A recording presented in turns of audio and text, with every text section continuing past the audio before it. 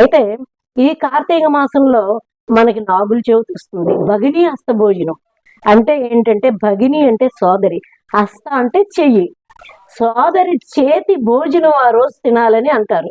ఆశ్వీజ మాసం అమావాస్య వెళ్ళిన మర్నాడు నుంచి మనకి కార్తీక మాసం ప్రారంభం అవుతుంది. ఈ కార్తీక మాసంలో పాడ్యమి వెళ్ళిన విధి రోజు భగిని హస్త భోజనం చేస్తారు. భగిని హస్త భోజనం ఎవరు చేస్తారు? సోదరుడు వెళ్ళి సోదరి ఇంటి దగ్గర భోజనం చేస్తారు.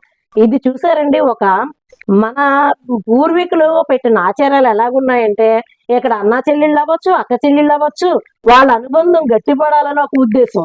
అలాగే మనం పసుపు కుంకుమలు ఆ రోజు అన్నగారు అవ్వచ్చు, తమ్ముడు అవ్వచ్చు, అక్క అవ్వచ్చు, చెల్లెలు అవ్వచ్చు, వాళ్ళకి పట్టుకెళ్ళి పసుపు కుంకుమ, చీర, జాకెట్, పువ్వులు ముఖ్యంగా ఇస్తారండి.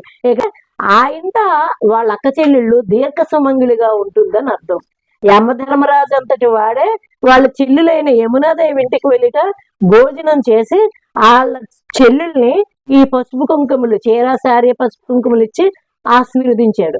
అందుకే భగిని హస్త భోజనానికి అంత ప్రాముఖ్యత ఉంది. రేపు నాగుల చవితి, ఆ రోజు పుట్టలోకి వెళ్ళి అందరూ పాలు పోస్తారు. అంటే మనం జంతువులకు కూడా ఆ రోజు ఆహారాన్ని ఇస్తున్నాం. నాకు ఒక డౌట్, నాగుల చవితి అంటే నాగుల చవితి పుట్టలో పాలు పోస్తాం, గుడ్డు కూడా వేస్తాం కదా. అంటే కొన్ని ప్రాంతాల్లో గుడ్డు వేయరు, ఇక్కడ ప్రత్యేకంగా అంటే గుడ్డుకు సంబంధించి నాకు డౌట్ అయితే ఉంది, మీరు చెప్పగలరు?